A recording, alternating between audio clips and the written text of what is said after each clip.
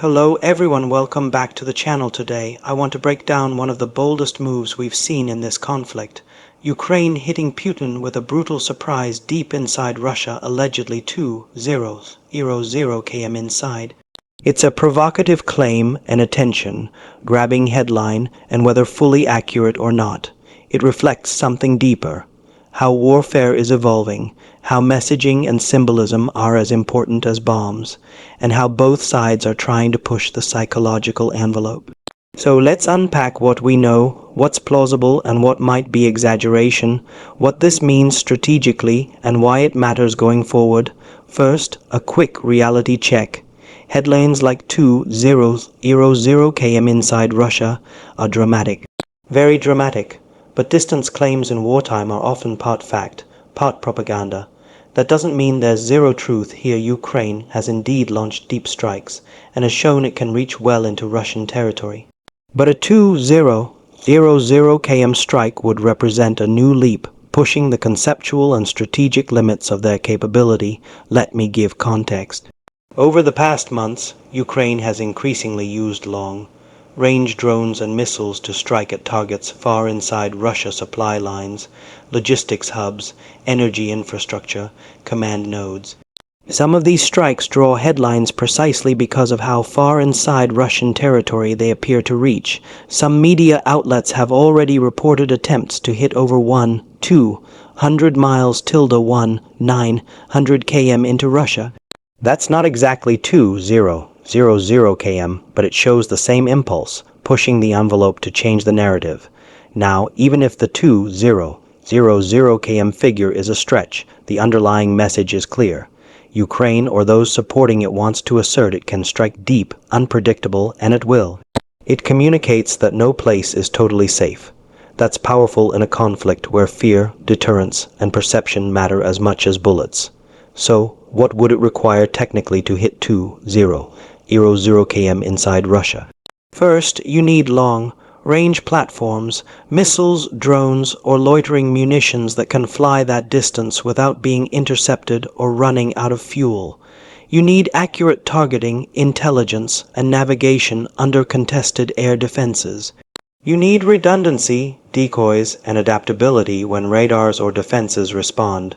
You need supply chains, maintenance, and launch points safe from counterattack, and you need to absorb losses. What we do know, Ukraine has been steadily improving its drone and missile capabilities. They've used Western support, intelligence sharing, and weapons transfers. They have already shown that Russian air defenses are imperfect, that sometimes penetrating strikes succeed, and they are learning from each attempt. If a truly 20 km strike were confirmed, it would mark a qualitative leap. It would mean Ukraine can threaten deep command centers, nuclear or strategic sites, logistical hubs across the breadth of Russia, all of which shifts the balance of deterrence. It would force Russia to expand its air defense net further inward, complicating its deployment and stretching its resources. From Russia's perspective, the claim is deeply embarrassing. Putin's birthday is symbolic. Hitting him on his birthday is a direct challenge, psychologically loaded. It's propaganda warfare as much as kinetic warfare. It tells Russians their leader is vulnerable, that strikes can come, and that the war is far from all in Moscow's control. Now, what are potential risks and counters? For Ukraine or its backers, pushing too far runs the danger of overreach.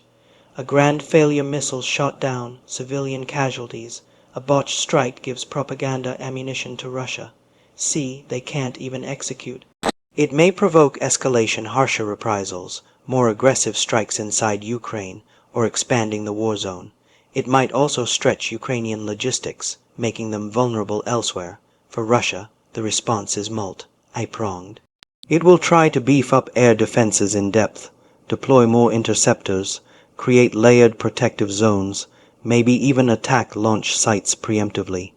It might also try to muddle claims, deny damage, say nothing happened, or attribute the stories to misinformation.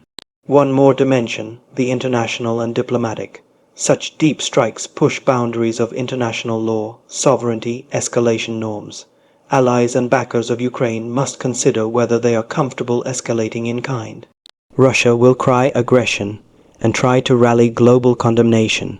Neutral states will watch nervously. The stakes are high. Now, let's walk through what might have actually happened, or what's plausible, piece by piece. Step 1. Intelligence and target selection. Ukraine likely identified hive. U targets well inside Russian territory, command posts, radar installations, supply depots, or strategic infrastructure. They would pick targets that maximize psychological, operational, and symbolic impact, not just destruction. Step 2. Launch from safe or semi-safe zones. The strike vehicles, drone swarms, cruise missiles, or Stand-off missiles would be launched from territory where Ukrainian forces or allied territory can reach, possibly from far east Ukraine, maybe from bordering allies or clandestine forward launch sites. Step 3. Mid-course navigation, evasion, and stealth. The strike platform would need to evade Russian detection or suppression. It may fly low, use terrain masking, decoys, or stealth features. It may break into multiple paths, confuse radars, or reroute mid-flight. It might even use satellite or external guidance updates to stay on course. Step 4. Penetration and terminal approach. Once near the target zone, defenses are thickest. The platform must evade point defenses, interceptor missiles, jamming, decoys, or even electronic warfare. If successful, it reaches the target and strikes ideally simultaneously, precisely, and with some redundancy so that some parts still hit even if others are destroyed. Step 5. Exit or final sacrifice. Some drones or missiles may be one-way suicide drones. Others may attempt return or loiter. After the strike, chaos, secondary explosions, fires, and damage amplify the psychological impact. Assuming such a strike occurred or nearly occurred, what are the implications going forward? First, Russia can no longer reason that deep hinterlands are safe. It has to posture as if almost anywhere is within reach. That means defensive resources must spread thinner, reaction times must improve, and strategic reserves must guard more territory. That imposes greater costs and stress. Second, Ukraine demonstrates credibility. Even if not every claim is perfect, the fact that people believe a 2-0 km strike is possible is itself a victory. It changes the mental calculus in Russia, among Russians, in occupied territories, and in the world watching. The fear, uncertainty, and pressure rise. Third, escalation becomes more likely. Russia may respond by attacking deeper into Ukraine, targeting the launch infrastructure, or striking third parties it believes facilitated such deep reach. The war could widen new theaters, new fronts, greater risk to civilian areas far from the front line. Fourth, internal morale and propaganda. Within Ukraine, such bold moves boost public confidence, morale, national pride. For the Russian domestic audience, they challenge the narrative of invincibility and total dominance. Putin's image is damaged if his birthday is greeted by attacks, even if symbolic. Fifth, external support dynamics. Allies of Ukraine will be watching. Some may feel more motivated to provide long-range weapons, intelligence, or logistics. Others may fear cross-escalation and hesitate. Diplomacy will be strained as partners weigh how far to push without triggering wider war. Now, let me stress again, we must remain cautious. The 2-0 km figure might be an exaggeration or misinterpretation.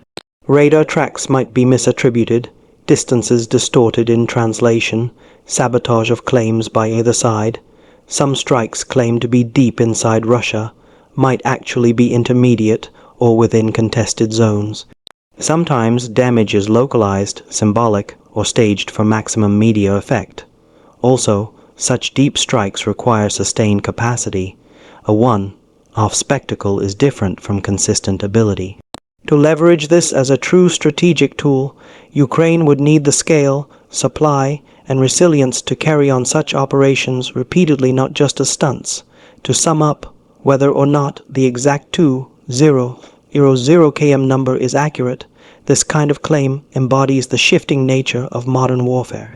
It highlights how conflict is not just physical operations, but messaging, psychological pressure, deterrence, and escalation.